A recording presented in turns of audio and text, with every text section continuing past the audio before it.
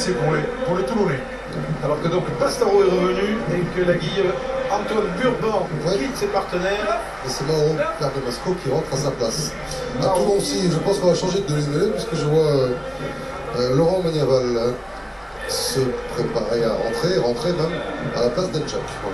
Ah, la touche s'est jouée pendant ce remplacement, le temps n'avait pas repris. Tiens, le random va zoomer sur le petit demi-mêlée qui vient de rentrer pour Toulon. On l'a vu contre les Ospreys, il a à peine 19 ans. Et Laurent Magnaval qui découvre le Stade de France aujourd'hui. À cet âge-là, ça va quand même être pour lui un événement majeur. Très bon joueur, rapide éjecteur. Pour l'anecdote, est originaire de Rony-sous-Bois, de Rolandie, en banlieue parisienne. Il porte les couleurs de Toulon. Là, le plaquage de Ronde 0 sur l'arrière toulonnais. Wilkinson pris par Papé. 18 minutes encore. Et pénalité pour les Toulonnais. Ouais, Pascal Papé qui est sur le plaquage, tombe dans le camp adverse et ne fait pas l'effort de se sortir au moins rapidement. Je serais quand même curieux de connaître le temps réel passé par les Parisiens dans les tremplettes de Toulon. Alors, on n'a pas cette stat. On a dans les 22 mètres si vous voulez. Ah non, mais dans les 22 même. Voilà, dans les 30, ça ne peut pas calculer. Dans les 22, on va vous le donner. Je rappelle que dans l'histoire des matchs ici au Stade de France, il y a eu un seul match nul. C'était entre le Stade français et l'USAP Perpignan. De mémoire, le jour où malheureusement Daniel Carter s'était blessé en soir de janvier. Pour l'instant, Johnny Wilkinson est à la manœuvre. Les Toulonnais, que l'on voyait un peu mal partis. Tiens, voilà la réponse à la question de la Guille. 1 minute 10 dans les 22 parisiens et Toulonnais. C'est peu. Ouais, c'est légèrement moins que les Toulonnais. Finalement, le jeu reste cantonné vraiment dans le milieu de terrain. Personne ne prend trop de risques. Et pas d'essai dans ce match. Il y a une... Surtout personne n'arrive vraiment à franchir la défense. Magnaval, Wilkinson, bien au large sur l'ouvre-balavou. L'ouvre-balavou de la Mons. Échappe à 2 plaquages. Épaulé par le Wolf, il passe par le sol. Magnaval renverse dans la main. Wilkinson. Il a trouvé la panier de plaquage. Wilkinson à l'intérieur, il a trouvé le soutien d'Eman. C'est Toulon qui a la main sur le ballon depuis le début quasiment de cette deuxième période. Wolf, Genevois, percussion de Genevois sur Pastaro, qui est stoppé par le centre international. Magnaval encore à la manœuvre, avec Lamont cisaillé par un plaquage parisien.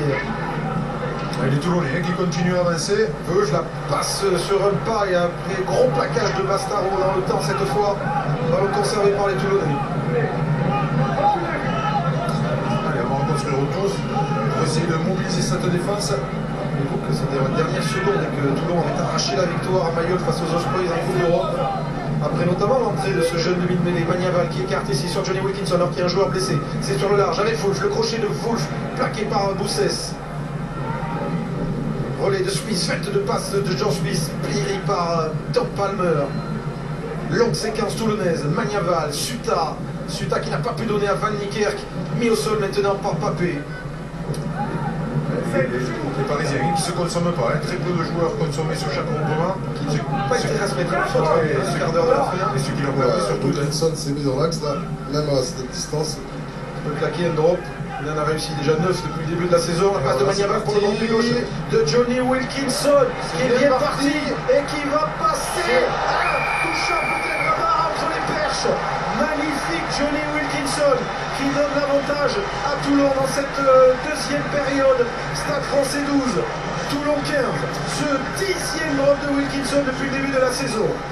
C'est assez hallucinant. Il touche la transversale ou pas? Oui, il a touché la transversale. Après une séquence d'1 minute 45, les Toulonnais se mettent en position. Et bien sûr, le maître Johnny convertit ce ballon. Il est permet surtout aux Toulonnais de passer en tête. L'un des rois, l'un des seigneurs de cette pelouse du Stade de France. La réponse de Rodriguez complètement manquée. Le drop de près de 50 mètres. Ont-ils s'affoler les Parisiens alors que Wilkinson remonte ce ballon maintenant? Johnny Wilkinson face à Pastaro a pu trouver Wolf plaqué sèchement par Boussès. On va avoir une grosse fin de match, même s'il n'y a pas eu autant d'essais. C'est le moins que l'on puisse dire que tout à l'heure. Récupération de ballon par les Parisiens avec Dupuis-Capisseur et Boxis. Boxis pour Rodriguez. Oui, grosse défense des Toulonnais. Eman qui monte sur le joueur argentin. Le ceinture et le met au sol. Dupuis. Slimani, la charge de Slimani vient défier Wilkinson qui a résisté au plaquage. Boxy, Dupuis sur le côté fermé. Avec l'accélération de Rodriguez maintenant chassé par Van Niekerk. Le coup de pied à suivre de Rodriguez. A-t-il été plaqué sans ballon ou pas? L'arbitre, oui, a sifflé et va estimer que le 3/4 centre argentin a été repris sans ballon par Giovanni Niekerk. Oui, c'est vraiment le jugement de l'arbitre qui fait foi là, parce que c'est vrai que ça paraissait un petit peu tard pour Van Niekerk pour plaquer Rodriguez Borruchaga. Alors, M. Gahuzière va demander à l'arbitre de touche.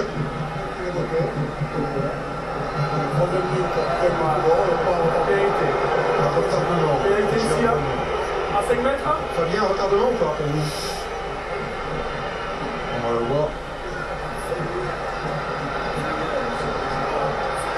Franchement difficile à juger. Ça se joue à la fraction de seconde.